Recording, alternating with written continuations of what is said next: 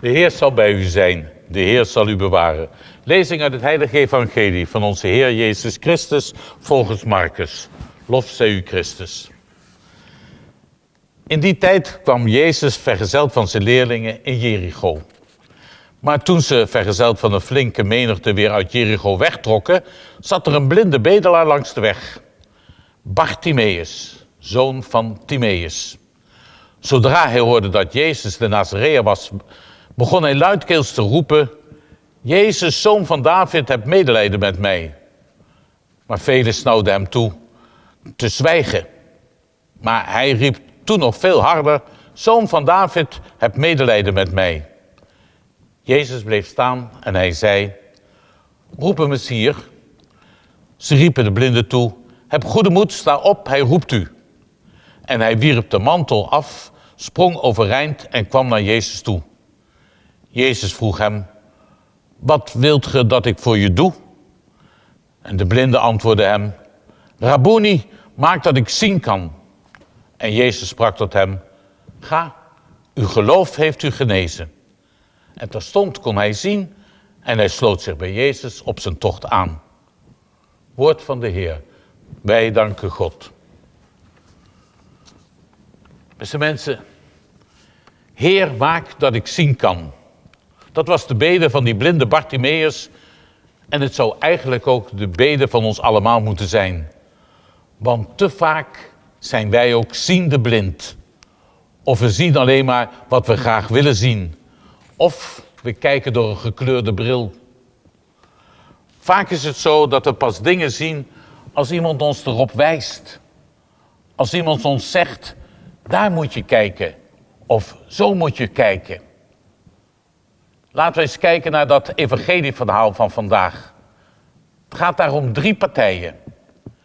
2 individuen. Bartimeus en Jezus. En dan ook nog de derde, een groep omstanders. Als we wat nader naar die mensen kijken, dan moeten we onszelf de vraag stellen: in wie vind ik mezelf weerspiegeld? Op wie lijk ik eigenlijk?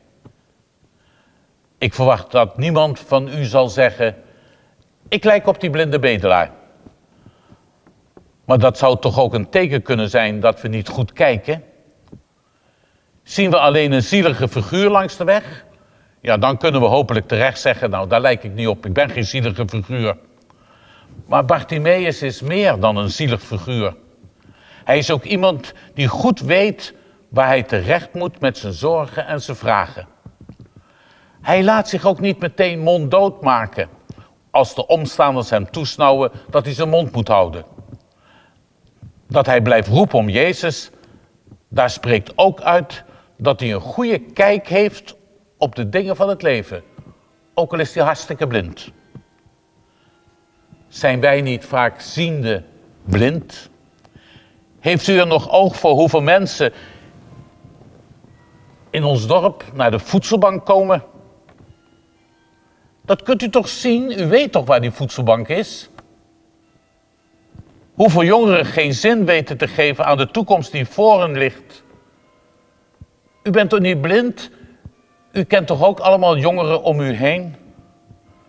U ziet toch op de tv dat coronabesmettingen toenemen en dat de ziekenhuizen zich opmaken voor weer een nieuwe golf, veroorzaakt door het openstellen van de scholen, als ook het hoger onderwijs en door besmettingen tijdens de vakanties opgelopen.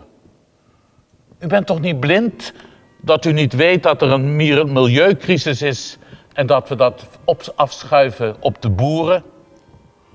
Dat er tv-programma's zijn waar je zomaar 1 miljoen kan winnen, terwijl er wekelijks alleen in ons dorp al tientallen voedselpakketten bij de voedselbank worden uitgedeeld. Dan is er toch iets verkeerds in onze samenleving. Ik gun mensen best een prijs in de loterij, maar dit gaat toch alles te buiten. De een kan nog niet eens rondkomen, iedere dag met voedsel, en de ander wint miljoenen.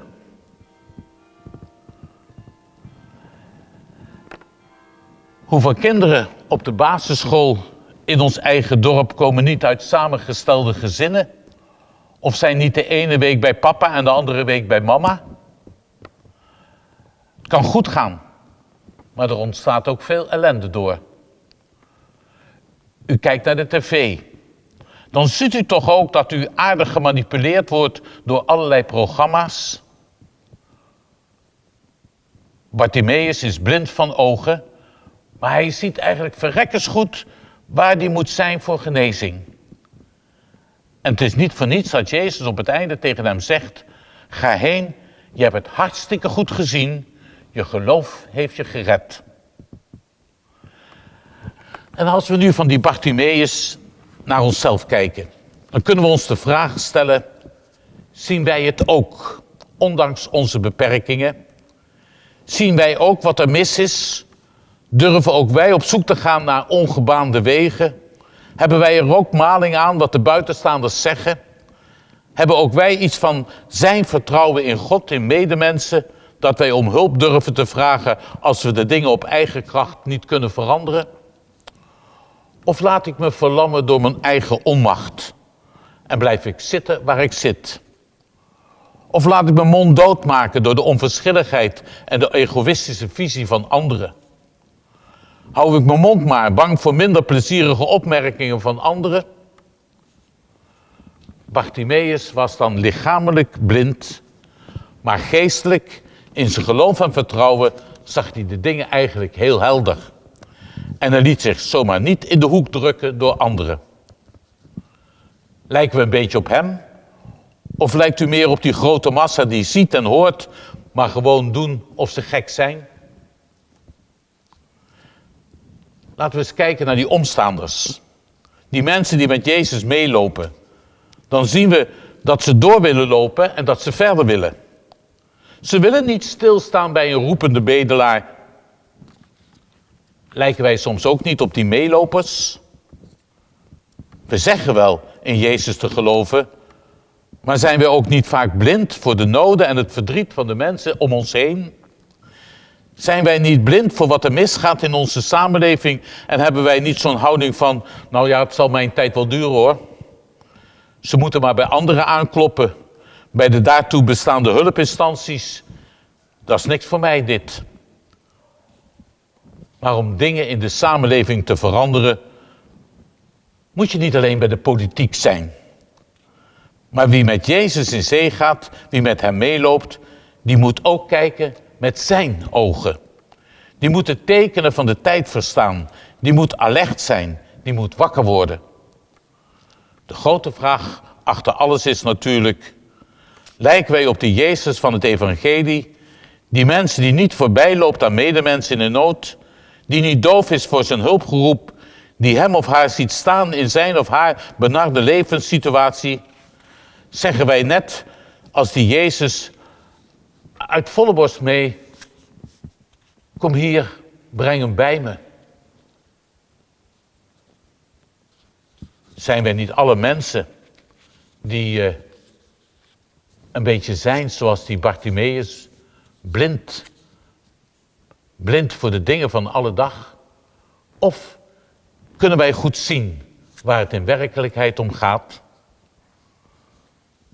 Mogen dit evangelie ons maken tot mensen waarvan je ook kunt zeggen: joh, je ziet het goed, maar het is je geloof dat je gered heeft. En door zijn geloof zag hij beter als degene die niet blind waren. Amen.